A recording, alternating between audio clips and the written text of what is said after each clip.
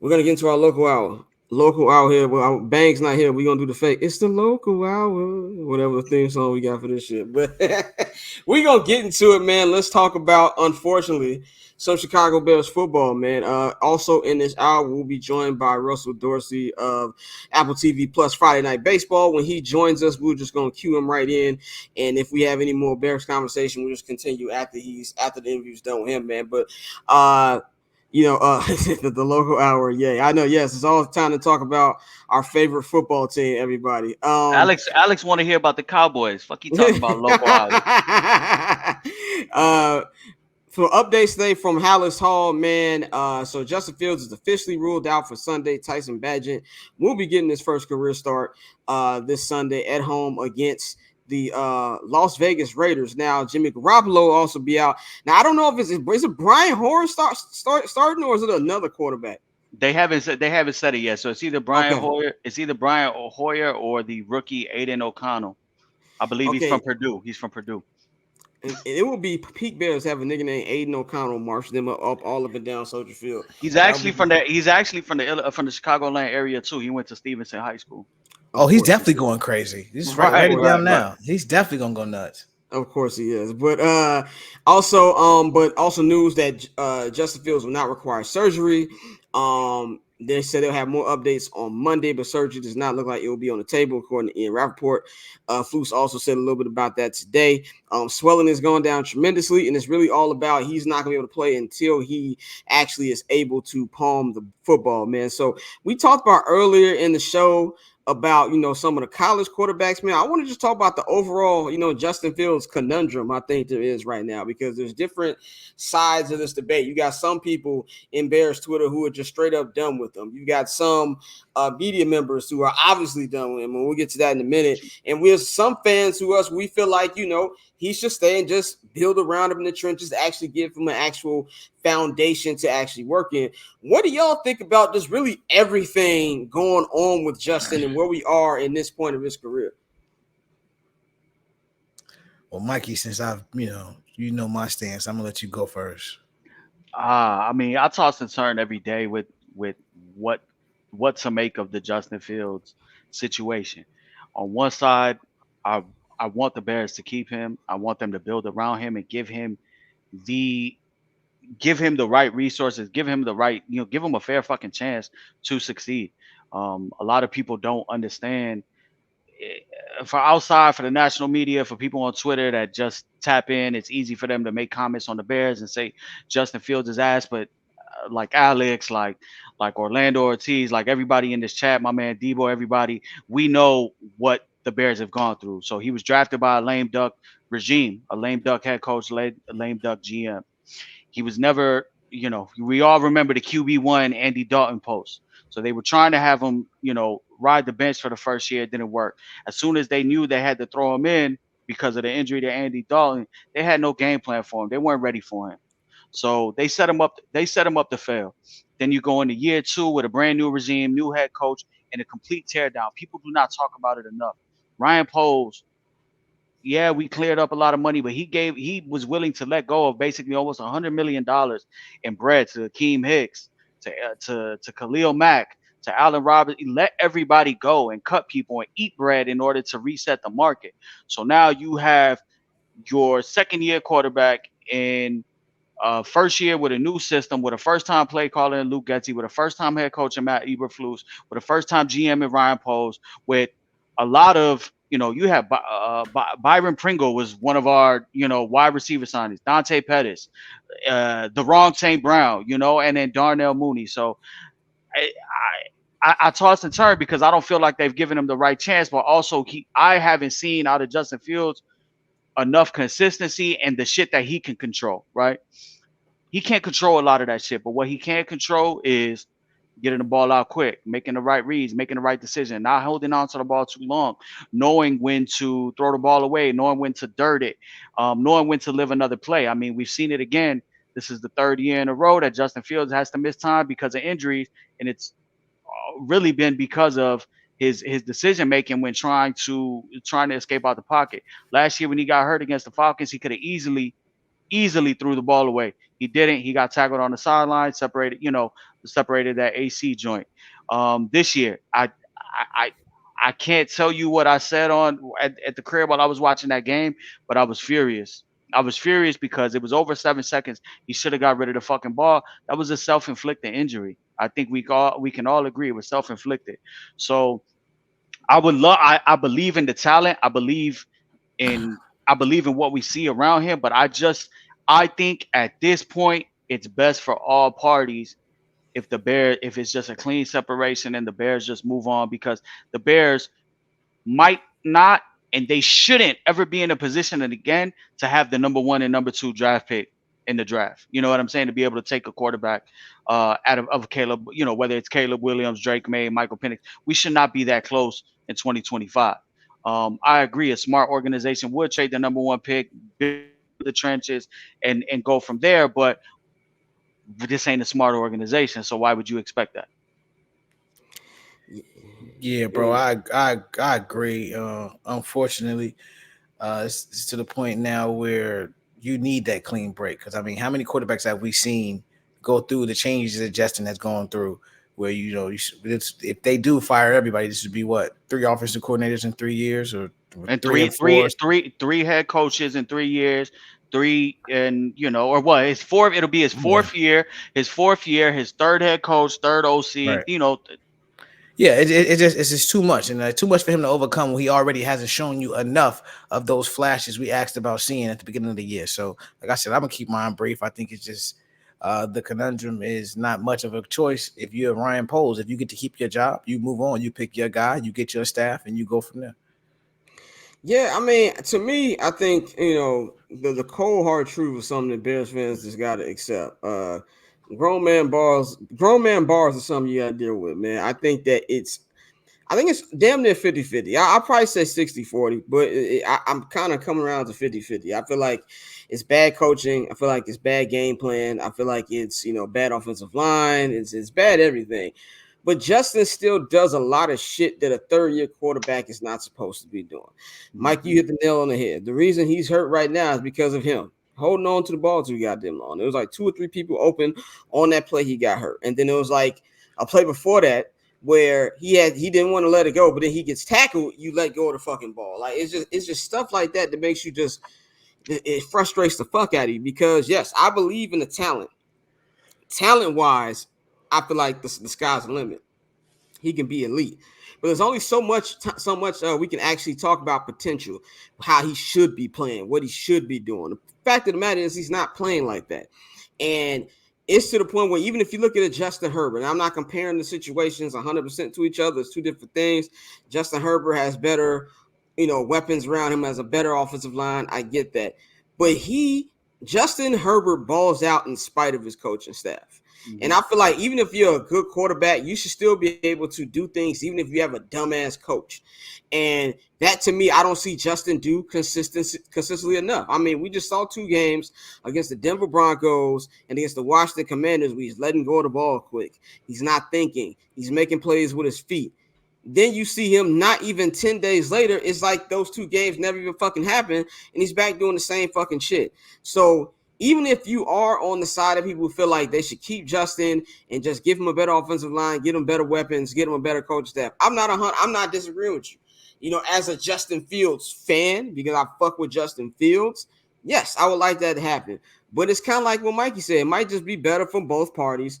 Just split the fuck up. It might be better for Justin to get new scenery, go to a place that he's actually their guy. And I feel like this Sunday, when we see the play calling with Tyson Bagent in there, how different it's going to be, that's going to tell you a lot. Because I feel like this coaching staff, and not even just coaching staff, really even Ryan Poles has not ever really truly been committed to Justin. And they put Justin in a fucked up position since he's been here, because you let a GM and a coach who were clearly on the hot seat draft another quarterback. So he was already transitioning between different regimes, and now he's just kind of stuck. So I feel like it's a fucked up situation, because you can blame Justin, but you can't blame Justin at the same time. And I feel like the only way for both parties to be able to try to move on is to get rid of him, unfortunately. Yeah, I agree with you, and I think we'll get into the Tyson Bagent conversation, but there is no denying. I'm a Justin Fields fan, but there is no denying that it looks different with Tyson Bagent there. He does get the ball out quickly.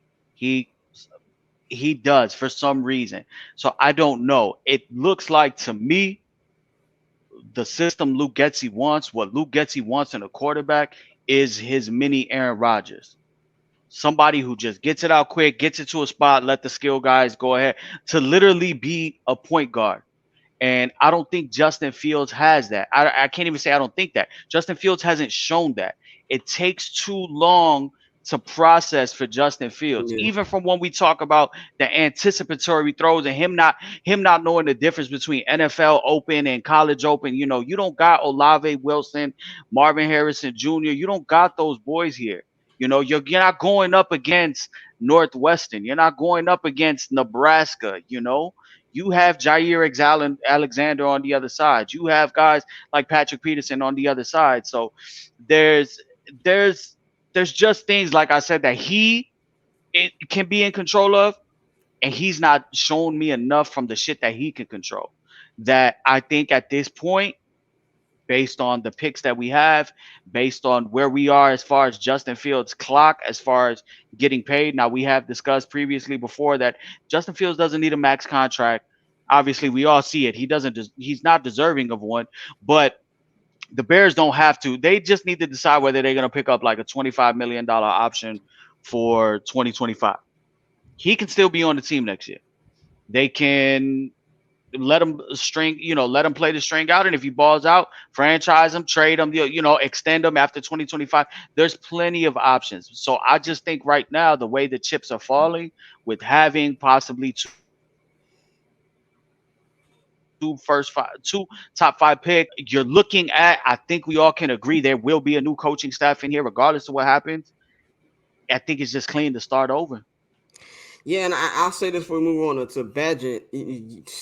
This is like the fucking third or fourth start over with the Bears. It's like, when are you going to get it right? Because even just getting a new quarterback, you're just really putting lipstick on a pig at that point. Like if you don't get the right coaching staff in there, if you don't actually get an actual offensive line, what Ryan Poles has done with this offensive line and defensive line is malpractice. I don't think that he should be back. I think he should be fired. I don't think he'll be fired. I think the fact that they even have a chance to get the number one draft pick again is going to save his ass. And you're right, Mikey. Like Bagent, if there's anything I give Bagent, he does get the ball out quick. Now I don't think he does anything else good, but he does get the ball out fast. Now let's talk about this I guess like Bears Twitter civil war right now that's going on with the Bagent lovers. And I tweeted this on the 7 the Hellas page. There's one thing that Bears fans do, a tradition like none other, is gassing up the fucking backup quarterback. Read these little bullshit articles out here by certain Chicago media members, and he's like, well, he's got a certain kind of moxie. Let's just be real. Moxie means he's just not a nigga. Like, let's just be 100% real about this shit. Like, I feel like, and this is not just, I'm not just saying this is fully like a race thing, because we saw the same shit even with Jay Cutler. Josh McCown came in, win a couple games, and motherfuckers was like, well, is he a better quarterback than Jay Cutler? I mean, we can say whatever we want to say about Jay, but one thing I can say for sure, that nigga's better than Josh McCown. So what do y'all feel about not just like, the media coverage? I mean, the fans is one thing. What do y'all think about the media coverage that Tyson Bagent has been getting since, Justin's been injured? I mean, the shit has been gross. And like, we kind of saw it, with D Rose got hurt. Like the Chicago media, they're quick to turn on a person. Like we talk about, a lot of major media markets, and Chicago is one of those ones where when they for you, they for you, but when they against you, it's hell. And so right now, Justin hasn't done himself too many favors with his play, but it's at a point now where, to your point, we all know this city has a sick fascination with backup quarterbacks. We've lived through it. We've seen it our entire lives. Every chance they get. I remember, Scott, I called him Shane McMahon the first time, but Shane. Damn, what is bro last name? Shane Matthews.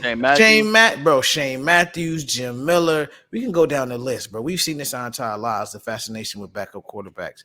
And so with Bagent, it's really gross because, we were already walking on eggshells. We're not even walking on eggshells because we said it out loud. We knew what it was when they drafted Justin, how that city has been with black quarterbacks. Like before that, we had like Cordell Stewart, like Henry Burris. Like we never thought that they would actually give the keys to the franchise to a black quarterback.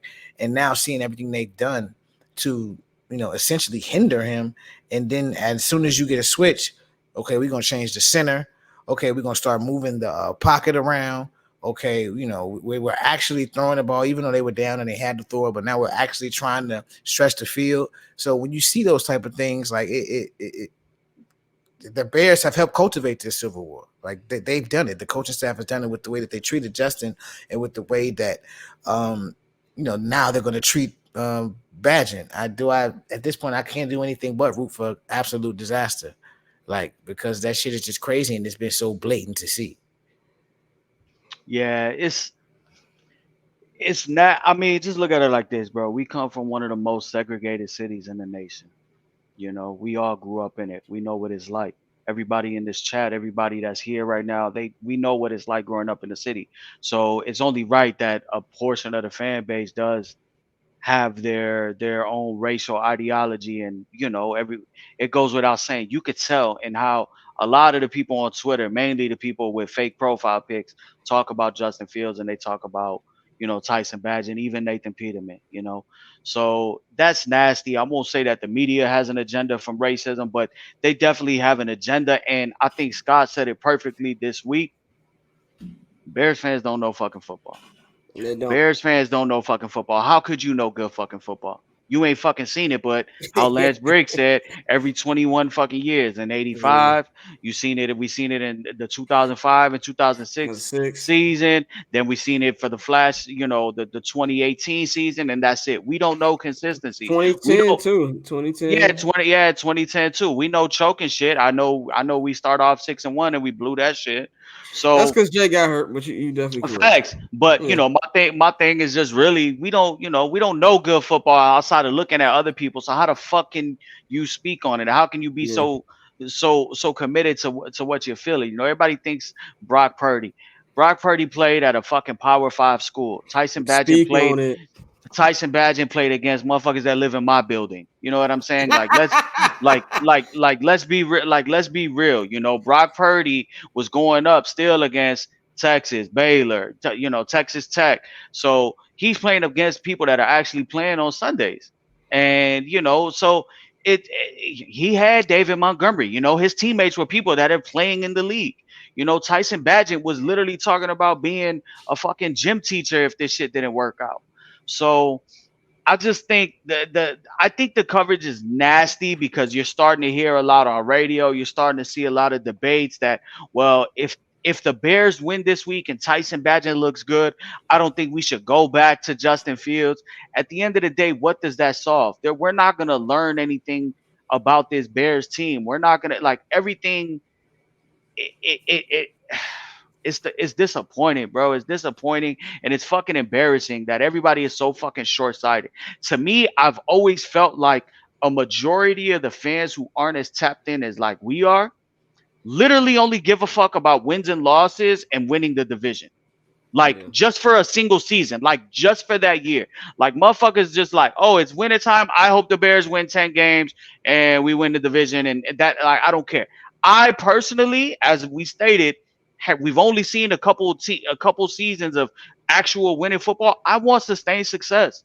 I want when people see us on the schedule to look at us how they see the Niners, to look at us how they see the Eagles, to look at us how they see the Ravens. Like, yo, they're gonna be tough. Like that's a tough matchup.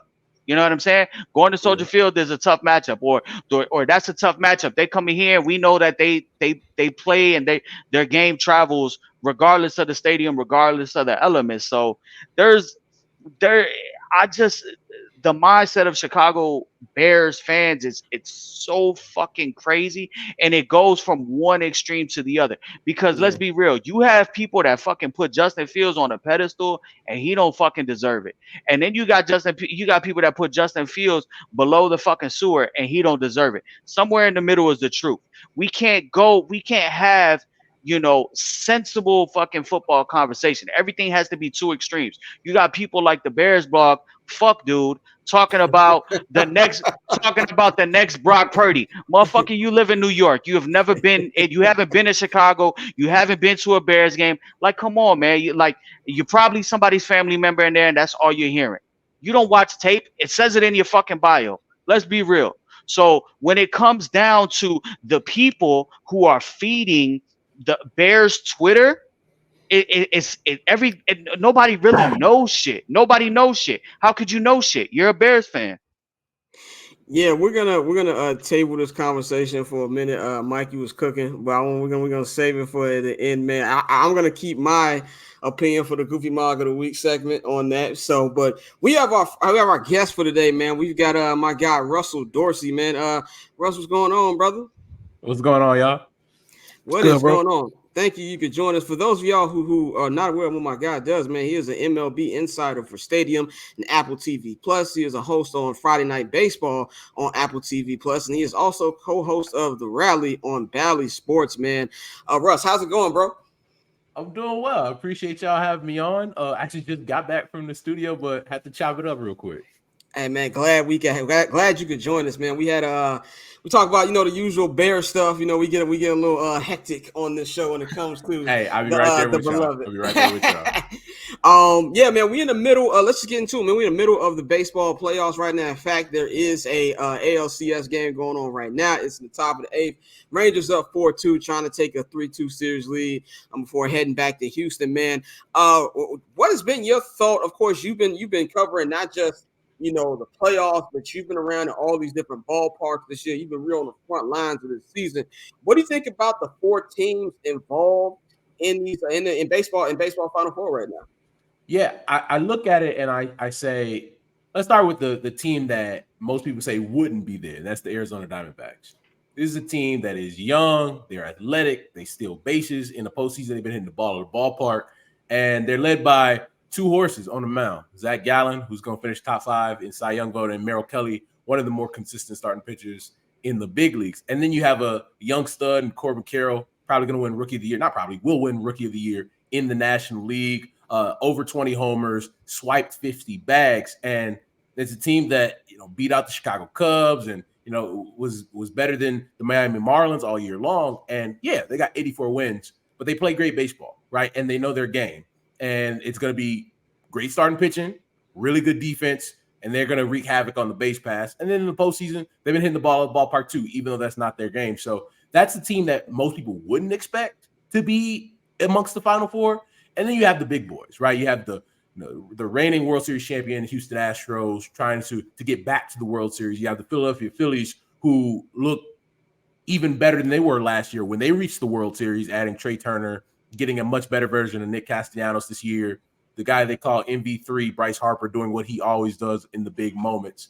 And then the Texas Rangers, who have not been on this stage for a while. But when you spend $500 million, give $325 to Corey Seager, you give a $175 to Marcus Semien, you bring in Bruce Bochy, won 3 World Series titles in San Francisco with the Giants. Your expectation is to be competing for championships. It's not to, we just want to make to the wild card and, we just happy we're here. No, I'm not spending $500 million if I'm an ownership group on guys who just want to reach the postseason. I'm trying to win that. Right. Definitely. And I think that, as us in Chicago baseball, when I see teams like spend a lot of money, I feel like the Phillies are like the bizarro world of what I wanted the White Sox to be. Where as far as they spend the money on this different talent, and you're really seeing that. I feel like it's a note to these different organizations that this is what you got to do to compete. And like, even if you see like, with the Diamondbacks and stuff like that, the teams that are actually winning, they spend money and things like that. So what do you think about like philosophy wise, like what this is telling the rest of the league, like on how to build teams? Because we got a team in Philly where last year they were kind of surprised. Like we didn't expect them to be in the World Series and beat, the Atlanta Braves. They come out there, they smack the Braves again this year. They're a legit team. And to the fact, it really don't matter what the regular season record is. If you're another team, what do you think that you feel about like the model on how to build a contender in today's game?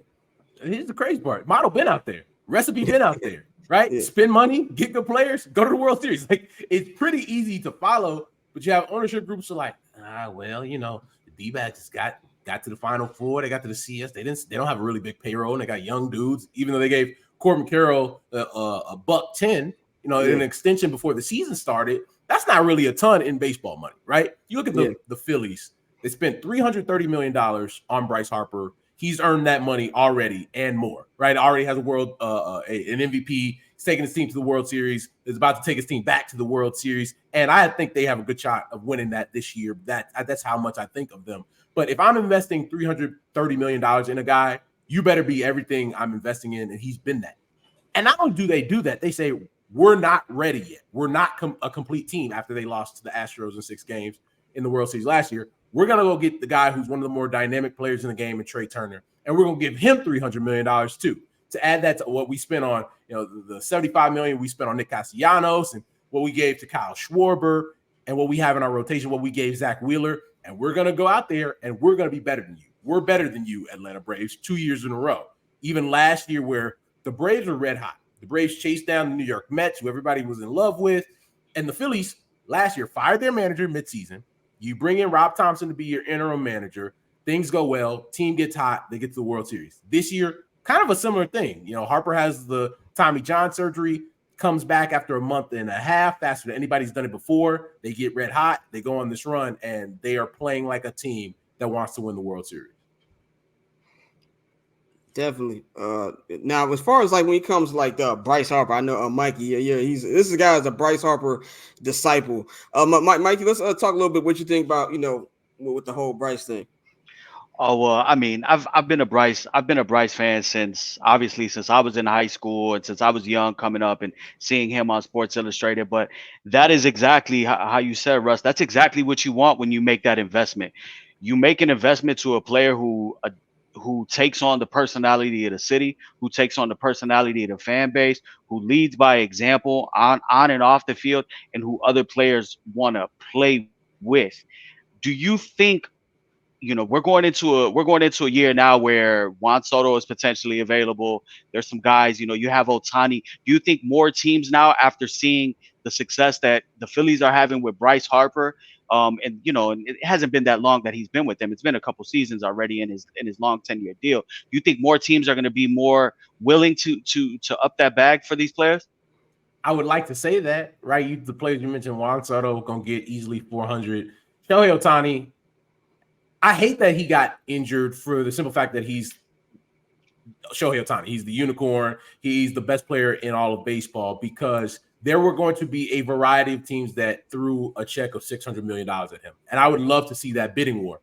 Now that he, is getting surgery on the elbow, he's not going to be able to pitch until 2025. I still think he gets to 600. I just think it's going to be over 2 different deals, right? First deal will be around 200 for him as a hitter. And then you come back into the marketplace at 31, 32 as a two-way player and get that other $400 million. Do I think teams are going to do that? My answer is no, because I think there are far more teams that are going to look at the Padres and the Mets and say, see, you spend all this money, you have the highest payroll in baseball, you're going to miss the postseason, as opposed to, well, the Phillies spent hella money, then they spent another $300 million on a dude, and they got to the World Series 2 times in a row. I just think you're going to have more teams that look at what San Diego did and say, see, they had 2 $300 million players. This is why it doesn't work. Yeah, definitely, bro. And speaking, like you talked about earlier about the Texas Rangers and the money that they spent, and we see the results them being in NLCS now. But I want to talk about the Astros a little bit. Earlier, I heard you talking about Dusty Baker and everything he's done, and the possibility for him to get back-to-back championships potentially on his way out. I know a guy like Dusty who's a lifelong baseball guy. We always say, is this the last hurrah? But if the Astros were, although they're, like I said, down 4-2 right now, if they were able to complete that or come back and win this series and get to the World Series again, just what do you think that does for someone like Dusty's legacy when we already see it as so complete? I think even before the World Series, all the stops that Dusty had been to, all the teams that Dusty has gotten to the postseason, I think he had as great of a resume and legacy as anybody in the game. But as you guys know, if you don't have titles, it's hard for people to put you in that top tier, right? Mm-hmm. The fact that he was top 10 in victories in the big leagues, you're still going to look at him like, his teams haven't won the World Series when they've been in those positions. And, the Nats won one after he left. And, he got there with the Giants and they didn't win. And so I think there was always that question with Dusty. Like, could he win the big one? And I think last year, I remember vividly, I asked him after the game what that moment means to him after the things he had heard. And he said, for a long time, people told me what I couldn't do. You can't do this, can't manage bullpens, you don't have your teams ready when you get to the World Series. And he was like, now I showed people what I can do.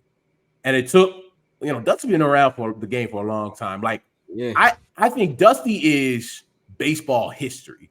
When you really break it down, like when your mentor is Hank Aaron, like you connect so many different generations. And I think that's so cool. But I think for Dusty, and I'll say this till I'm blue in the face, I don't know if there's a lot of people that could come into that situation in Houston after the cheating scandal and really be able to say, hey, I'll take all the bullets for y'all. I wasn't here. I didn't do it. I'll take all the bullets, though, and I need y'all to go out there and play baseball the way y'all know how to play baseball. And they did. And they embraced him, and they love him. They have so much admiration and respect for Dusty Baker, not only for that, but Dusty's just a cool dude, right? You catch Dusty outside the ballpark, he got his little short brim on, like a granddad dude, have his little isotoner gloves. And I really think that Dusty Baker, if he can win the second one, especially after the deficit that they're in right now, I think that there's no more questioning. And I don't think you can question now after he won last year. I think there's no more questioning what Dusty Baker, his legacy is. And I think that also, like, it kind of, I don't want to say it cleaned up the Astros, because there's still a lot of people who don't want to give the Astros their credit. But if anything, you bring in a guy like Dusty, and even like the biggest Astro detractors, there's really not too much you can say about them because of the way he leads his players. And like you said yourself, he came in from such a fucked up situation that happened, and the way they got rid of their past manager. He comes up clean shop. They make the playoffs. They make the ALCS in the COVID shortened season. They win the World Series last year. I feel like as somebody who's been a fan of Chicago sports, I always feel like when you go back to like that 03 Cubs team, like everybody blames Bartman. Everybody's talking about Bartman. They never talk about Alex Gonzalez, and they always throw hate on Dusty Baker. It's like, if anything, Dusty's finally getting his flowers, and I feel like that's a great thing. And even from we looking at Dynasty, we talked about at the beginning of the show today, we were talking about the Las Vegas Aces, and we were talking about how they're on the precipice of being able to be a dynasty if they're able to win another WNBA championship here. This is the modern day MLB dynasty, and to have a guy like Dusty at the forefront, that should be, you should already get his model right now for Cooperstown, I believe, man. I want to pivot to two more topics. One thing I'm known for on this show is fucking up names, but I think it's Kim Ning. Is that how you pronounce her last name? Kim Ing. Yeah, there you go.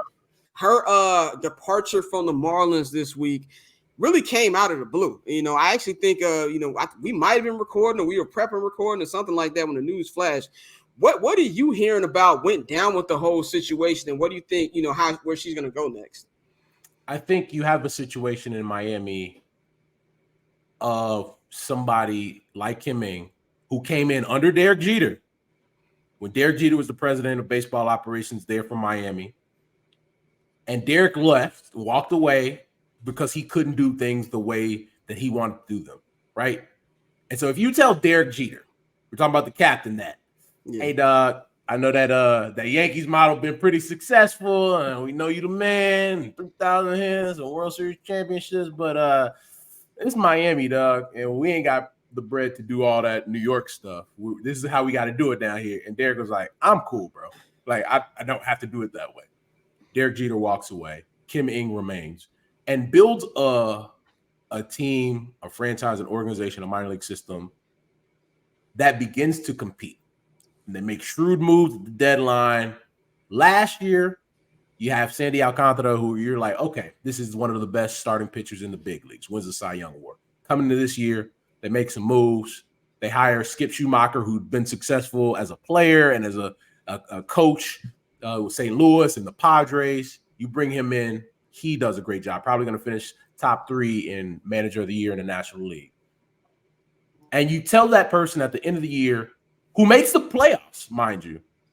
She's just the fourth time in the franchise's history. They had made it twice where they went on to win it, right? 97-03. Yeah. They make it in the COVID season where everybody made the playoffs, right? Yeah. Beat the Chicago Cubs. Yeah. And then they make it this season. You're telling me the person that built that roster, you say, hey, great job, but we're going to hire somebody to like make the decisions over you. Hope that's cool. We're going to pick up the option, though. Right, exactly. You can't be upset with somebody in any situation. If the four of us were in that situation, you'd be like, bro, what? I got this team. You know how many times this team been in the postseason? 4 times in the history. Yeah. And you're gonna say that I can't make the decisions anymore. Now I'm out. It's insane. I'll do you one better, Russ. I'm born and raised in Chicago. I actually live in Miami right now. The fans down here they said this is typical on par for the Marlins. We finally make it to the playoffs. We have a great season. You bring in somebody like a Luis Ariz who changes the culture, who elevates everybody's game. They play, you bring in Skip Schumacher, and next thing you do, we're going to make changes in the front office. So for the people down here in Miami and the scene, this is par for the course. And I'm starting, not that they're apathetic, because a lot of Miami sports fans get a lot of bad rap because they do really love their sports team, but there's also 80 degrees outside and there's the beach and there's plenty of other stuff to do.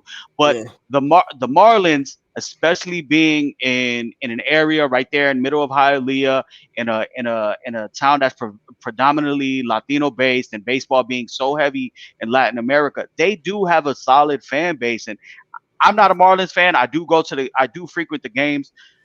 But I feel bad for them because they deserve better, because they have shown that right there all season they went toe-to-toe with the Braves. I believe they had the better head-to-head record against the Braves. They've gone up against the Mets. They can go up against the best, and they hold their own. And to go ahead and cut their legs and cut the excitement from them, especially in a season where now when they come into 2024, Sandy's down. So you need to kind of keep that interest and build on what you built this year. And I hope she lands in the right spot, and I hope that she's given the right opportunity, because it's clear that the moves that she made, she was on the right trajectory. And the fan base deserves better, right? Like 100%. People down there in Miami deserve better, because imagine you're a fan of the Marlins and you're looking around the division. You see the Braves, they signing all their young players to super team friendly deals, and like what they got Ronald Acuña Jr. on. It's insane. It's highway robbery. Everybody. Michael Harris Jr. Michael Harris the second, and Austin Riley. You bring in Matt Olson from the A's, and it's Spencer Strider. He locked up. And he like, damn, like everybody locking up their dudes. Everybody locking up their superstar players. Why do we always have to be the team that, hey, we draft a guy, we sign a guy internationally, we develop them into being a star, and then boom, now we got to trade them. This situation, we finally get a team that we can be proud of, because this team don't go to the postseason. We had Stanton, we had Yelich, right? We had Marcelo Zuna when he was there. All those guys, same team, right? The late Jose Fernandez was on that team. They didn't make the postseason. Now you have a team that actually got there, looked competent for the first time in a long time, and you tell the person that built that team, it's not you. No. That's not only a hard pill to swallow for Kim Ng, that's an unfair pill to swallow, but it's also unfair to that fan base. Speaking of unfair, the three of us here are Chicago White Sox fans. So, we don't root for the team on the north side. We don't root for the team on the north side, but I have I do have some friends that actually play for the Cubs, and I watch, I'm a baseball fan, so I watch everything. What do you think of the future of Chicago baseball as we head into an important year for obviously the Cubs, and they need to make a decision on Jock Peterson and where we're going, and then for our lowly, Southside White Sox? All right. You want me to start with the good news for Chicago or the bad news? Bad. Let's go bad. Let's go bad. Right. Rip the Band-Aid off, bro. So the bad news is I think the White Sox lose 100 games again next year. I don't think you're lying. Like, and I wouldn't come on here and lie. You know what I mean? Like, my pops is a White Sox fan, and my dad be calling me during the season like, man, I don't even like watching no more. Right? They got my pops sad. Yeah. My dad has seen one World Series title, and my dad is over 70 years old. And I think for fans out there, we talk about the fan bases. Sox fans were sold a bill of goods. Hey, man, We rebuild. We trade these brothers out here. We trade sale. Get young guys in here. We're going to be all right. Sustained success. So the thing you hear in the big leagues right now, sustained success. All right, you bring in, you sign Robert internationally out of Cuba, and you bring in Moncada, and you bring in Aloy, and you draft Jake Berger, you draft, you bring over Dylan Cease in that Quintana trade, and you look at the White Sox and Tim Anderson's doing his thing. You're like, okay, they got a little core here. But the thing that I always believed with the Chicago White Sox, and it was the thing that ended up happening, is they believed that every one of their core players were going to turn into stars. Exactly. Mm-hmm. Yep. Baseball don't work like that. Nope. In baseball, if you got 8 guys that you really like of your young dudes, 2 of those guys are probably going to pan out and be the stars that you expect them to be. What does that mean? That means you got to go into the marketplace and spend money, right? Very rarely. Everybody not going to be the Atlanta Braves, where every member of your core is a star, right? And then one turns into a superstar. Then you have a guy at third base hitting 38 to 40 home runs. Then you're able to, the vulture off the Oakland A's and just get the first baseman for whatever, bucket of baseballs, bring him in, sign him to a deal, right? It doesn't always work like that. And the fact that the White Sox have had opportunities to go sign players in the marketplace to help, bolster this team, because you need at least 2 aircraft carriers. You need 2 dudes to really carry you. Either that's in the rotation, that's in your lineup, and Bryce Harper was there for the taking. Manny Machado was there for the taking. They wanted his bum ass family members instead. and instead of saying, Manny, here's $300 million guaranteed today. Yes. You give them 265, 270. There's an escalator that vests if you get 450 ABs when you're 48 years old. Like all this other stuff. Bryce Harper signed with the Phillies because they gave him $330 million. That's looking like a fucking steal now with the way he's playing. And they told him when he signed, we are committed to building around you while you are here. Yeah. And since he signed that deal, they've been to the World Series one time. He's had individual success, won an MVP when they didn't even reach the postseason. I voted for him that year, the year that he won it, because he had a monster year. They shouldn't even have been close to the playoffs. And because of what he had done, they had a chance in September. And then they go out and they get Nick Castellanos. They bring in Kyle Schwarber. They go get Zach Wheeler. And they're on the precipice of reaching the World Series for the 2nd consecutive season. That's what players are signing places for. That's why Bryce Harper signed with the Philadelphia Phillies. And that's what the Chicago White Sox cannot do.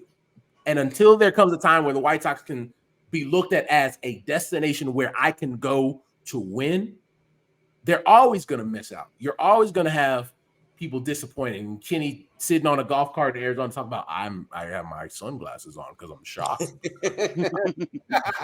Well, I thought we had the best deal. We signed John Jay and Yonder Alonso. We had signed his primos. Get the fuck out. What did Jay-Z say on Takeover? 1 hot album every 10-year average. That's why I call Kenny Williams. 1 hot album every 10 years. It's not even 10 years. Not even 10. It's not even 10.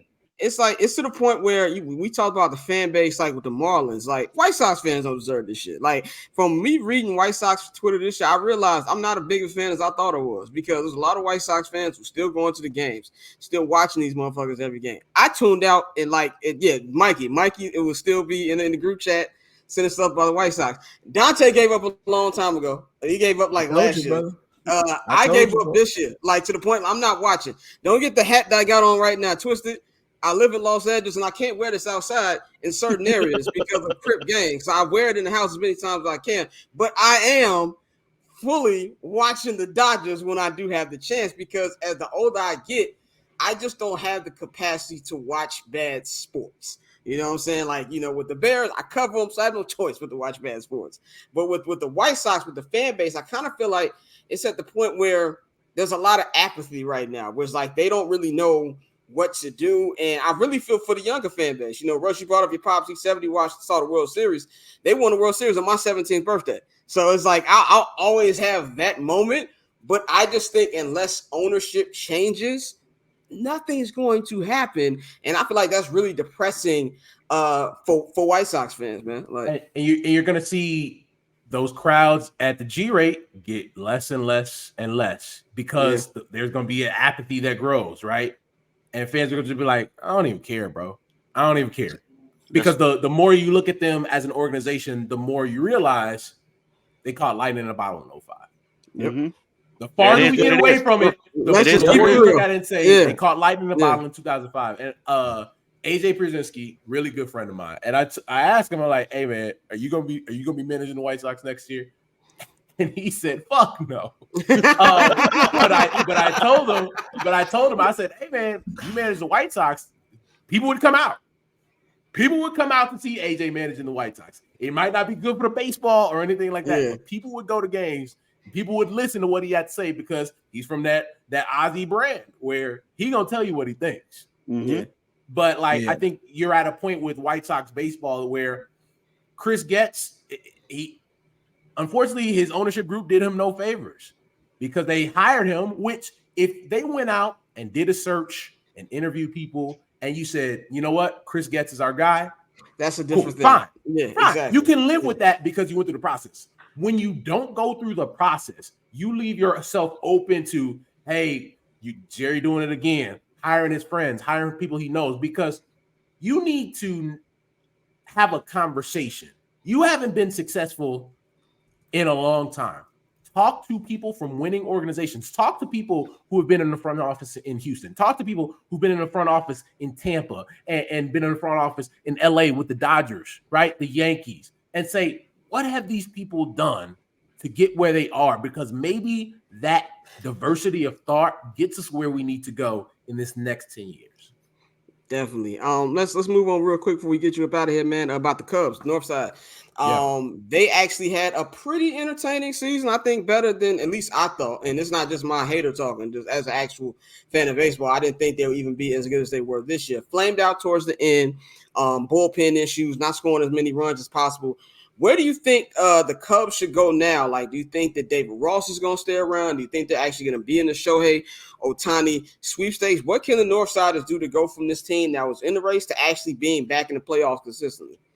I think the Chicago Cubs, and I was going to do good, bad. That's probably where it's on the good end for Chicago baseball, is that you have a team in the Chicago Cubs that if you really thought about it before the season start, you'd say if they won 78, 80 games, it's a big improvement from where they were. They're probably headed in the right direction. And not only were they playing meaningful games in October, they should have been in the postseason, right? Yeah. Plain and simple, should have been in the postseason. And for me, when they signed Jock Peterson, I looked at it and I said, all right, I wouldn't have given, Jock Peterson, Cody Bellinger. Cody Bellinger $18 million for a guy that had been a below league average player in LA with the Dodgers and didn't look like the same guy that won the MVP award. But they got they squeezed every droplet of great baseball out of Cody Bellinger, where he's going to make himself a lot of money this offseason, and good for him. He was a guy that had a lot of fans in that clubhouse, in that organization. And if they're able to keep Cody Bellinger, cool. Now, I think they're getting to a point where, they've drafted, they've developed, they signed internationally, where they got a lot of outfielders, and they're not going to be able to keep everybody, right? You have Kevin Alcantara, and you have Brennan Davis, and you have PCA, and then you just sign Ian Happ to an extension, and you have Seiya Suzuki, and you can bring back Bellinger. That's a lot of outfielders. The only 3 spots to play. So do you start moving some of these young players that you've acquired, signed, drafted for other pieces to make yourself a true contender in the National League? I think that's where the Cubs finally are, right? I think they are going to be in the Shohei Ohtani sweepstakes. Do they win? Who knows, right? That's up to their ownership group to put that money on the table. But it is their time to start being the big boys again.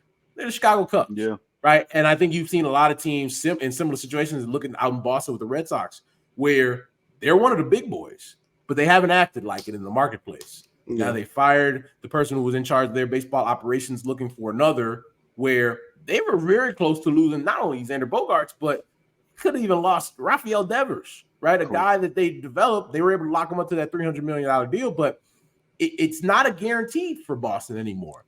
But a big part of that is they haven't shown their commitment to spending the big dollar like they have in years past, because when they did it, they usually ended up in the World Series.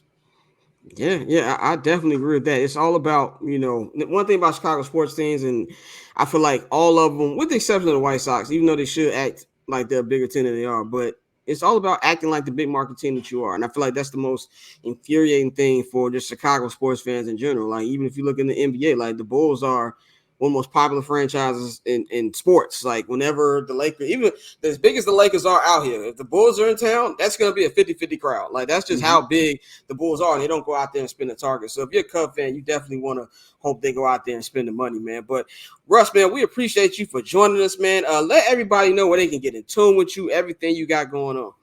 Yeah, it's at Russ_Dorsey1 on Twitter or X or whatever the fuck people call it these days. The bird app. Russ_Dorsey on IG. I'm on Threads. I think it's Russ Dorsey there. You catch me on Bally Sports every day on the Rally during baseball season. You catch me on Friday Night Baseball on Apple TV Plus. So we keeping it moving and shaking out here and trying to make a lane for ourselves.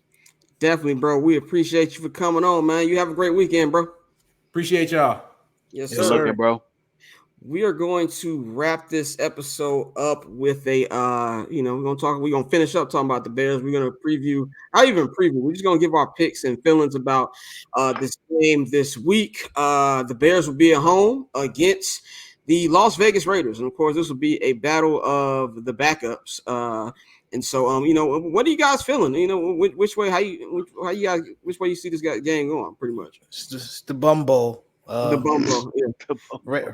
Raiders 14, Bears 7. It's gonna be a terrible fucking game. like this is the game where like Mikey had. I would be playing Spider-Man. I would not be watching that shit. Yeah, I'll be doing some other shit. I'm definitely gonna be doing some other shit. But yeah, that's gonna be terrible, bro. Yeah, I mean, Vegas even thinks so. The total opened up at 42.5 points. It's dropped. I think you can find some 36.5, 37 total points. We're looking at people, they might not score a combined 30 points. I still think the Raiders have more talent than the Bears, as long as they commit to running with Josh Jacobs, getting Jacoby Myers, and feeding Devontae Adams. You got an angry Devontae Adams. Excuse me, that's coming into a place that he's very familiar with Soldier Field. And as much as Aaron Rodgers owned us, Devontae Adams definitely has ownership as well. Yeah. So I got the Bears. I don't even plan on watching this game. I'll be honest, this is going to be the first game I'm stepping out. I have no interest in seeing any of the Tyson Bagent, anything. I'll save all my energy and football mindset for Sunday Night Football with the Eagles and Dolphins, man. The Bears have completely broken me. And it's Mikey's weekend off. He's gonna have a good time, not thinking about facts. And we might also, I mean, what's today? Friday. So we're looking at a Sunday. We're looking at a do or die game for the Rangers and Astros. So I will be watching fucking baseball. I will be watching it, unfortunately, because I have a little podcast called 7 After Atlas, and I actually got to talk to people about the fucking game. But these niggas will be getting MacBook treatment on Sunday. They're not getting the big screen. Red Zone will be occupying the big screen, and the Bears will be getting the MacBook screen. But I think, like you said, Dante, it's going to be a nasty-ass game. It's going to be bad football. Two backup quarterbacks. I think that the separation, like you said, Mikey, better players on the roster. No matter how bad the quarterback is, you can get the ball to Devontae Adams. You talk about ownership. Yeah, Aaron Rodgers owns the Chicago Bears. Motherfucking Devontae Adams' name is right on that damn lease. You know what I'm saying? Where he paid a mortgage too in Soldier Field, so he's right up there. And just the defense, this offensive line is bad, bro. Like, and it's gonna be even worse. Like this is like we're going with the 8th fucking mixed up lineup on the offensive line. I think Max Crosby is gonna have an amazing game, and I just don't think Tyson Bagent is good. I think he'll probably have a couple drives that look pretty decent, but this is going to be a nasty game. I'm gonna say that the fucking Raiders win this one 17-7. I think Tyson Bagent will be able to help get one touchdown on the board. I don't think he's going to throw one. I think it'll be a rushing touchdown, but it's going to be a nasty football game, man. It's to the point where it's like, I have nothing else to tell you fans. I really don't. Me and my brother said this on the podcast last week. We get to the point where I don't know how much more we can come up with content to give y'all because it's that fucking bad, man. But I'm going to wrap this up, my goofy monk of the week. And you guys ran it on Tyson Bagent in the media coverage earlier. I'm going to go. Did something happen in the game? Jose Altuve. Holy shit. Jose Altuve just hit a 3-run homer in the top of the ninth when they were losing 4-2 to now take the lead after, I know you ain't see it, Scott, Yeah, my after TV's on the other side of the room. Adolis Garcia hit that massive 3-run bomb. He pimped the shit out of it, and there's bad blood, so he came up to bat again. And Hey, shout out my nigga Al Patron. He's a massive Yankee fan. He just texts me every fucking October, every fucking month. Yo, He is flaring up right now. It's the Astros Invitational, as my man Germs likes to call it. Every October, it's the Astros Invitational. I'm definitely putting this clip on social media. That was an amazing reaction to what. Yeah. So shout out to the Astros, man. They are a couple outs away from taking a 3-2 lead, heading back to Minute Maid. That would be actually fucking crazy. So I want to wrap this up because I want to watch the end of this fucking game. So I'm just gonna get to my Goofy Mog of the week. My Goofy Mog of the week, man. I'm gonna go with how the media has been talking about Tyson Bagent. I feel like it's nasty. I feel like it's what's the word I'm looking for? I feel like it's not. You're not doing a great enough job of portraying the actual story to the readers. I saw an article this week. What's a Bagent change? Whatever the fuck that highlight said. It was written by Rick Morrissey of the Chicago Sun-Times, and I went on a nice little rant because I just feel like that is just. It's not good story because that's not what the point is. Like, we're over here acting like Tyson Bagent is playing just because he's a better quarterback than Justin Fields, when the fact is Justin Fields was hurt. I have nothing against Tyson Bagent. I think this kid, I think his story, you can commend him from not being drafted and to get into the NFL. I think all of that is cool, and I'm not rooting against the kid whatsoever. I don't want this to be perceived like I'm just hating Tyson Bagent. This is not on him. It's on the coverage of him, to the point where every time something like this happens, when it comes to a backup quarterback in the city, they get all this love. But even more when it comes to a black quarterback. And I know a lot of people don't want to hear, or as some white people like to say, the race card, but it is what it is, man. They have been out, they've been waiting for this guy to fuck up and just to completely act like, this is some type of Rudy fucking story. Like, this guy's not Brock Purdy. We said it, earlier in this show. This is not that same situation. Brock Purdy played up against actual NFL talent in the conference he was in college football. This is not that, and this is not it. You're going over here saying, well, I think that in a week of preparation, he can look better. It's bullshit. It's and a lot of Chicago sports media, a lot of Bears media need to be honest with themselves about the way they're covering this kid. And I'm sick and tired of it. You got people out here. I'm sick and tired of insiders who aren't in the fucking building. If you don't have a Hallis Hall ID card, if you're not there multiple times a week, I don't want to hear shit about what you guys think is going on in the fucking building. It's a lot of niggas out there who are out here watching the press conferences on YouTube, and we know who's watching the press conference on YouTube. It's very easy when you're actually in the fucking building to tell who's watching it from fucking YouTube. Y'all gotta stop trying to be stop trying to be insiders. You're a fan. There's nothing wrong with being a fan. Be a fan and shut the fuck up and stop trying to tell people in the building what the fuck is going on. And I know there's probably some shit that I shouldn't be saying and shit like that, but fuck it. I'm tired of this shit. I don't work for none of you niggas any goddamn way. So the way I look at it is I just want more sincerity and more actual truth telling when it comes to actually covering this situation. The real story is Tyson Bagent is playing because the starting quarterback got hurt. Tyson Bagent is not this story that he's going to go out there and dominate and become the next starting quarterback in the NFL. That's not going to fucking happen. It is disrespectful to the readers. It's disrespectful to the paper that you're writing for. It's disrespectful to the players in that building. Honestly, it's disrespectful to Tyson Bagent that you're even lowering him down to this type of status, man. So I'm just sick and fucking tired of it, man. And that's all I got to say. So I'm going to give my Goofy Mog of the week to the way Chicago media has been going about this whole Tyson Bagent situation, man. So that is my Goofy Mog of the week. We're gonna wrap this up here now. We're gonna bring Mikey and Dante in here real quick because we're gonna wrap this up. We actually did pretty good on timing today. Shout out to me and my time tracker, my stopwatch. Last week hours, bro. It was way too long. Took me forever to upload the clips and shit. But that's all we got. Anything you guys want to talk about before we get up out of here? Anything y'all want to shout out? You on mute, G. I said, no, I'm solid, bro. I'm actually about to finish watching this game, like we just said, bro. That's all I got. But yeah, this game is lit. I just want to shout out to all the guys in the chat, man. Appreciate y'all showing love. Yeah. You know, we obviously we do this because we love sports, but we do it for y'all too, because like-minded people. Once again, let's make money this weekend. Seattle Seahawks money line, Philadelphia Eagles money line, the Bills -6.5, and the Niners -6.5. AJ Brown over 5.5 receptions. Tyreek Hill over 6.5 receptions. We're gonna clean the fucking slate, and next week I'm gonna be on a yacht with a bottle of 1942, and we lit. So tap in. Hey, I do got one thing to say actually before we get out of here. Like Mikey said, we do it for the fans, but one thing I gotta say, Orlando, stop taking selfies, dog. Cut that shit out. You cut it out right now. You stop. You finna get put on the list. You gonna get put on the list. I got dirt on you, doggy. I got dirt on you, doggy. Facts. Stop doing them pedophile selfies, brother. Bro be laying like this. Hey, shout out to my baby girl for making me my hat, man. She pretty cool with it when she wanna be.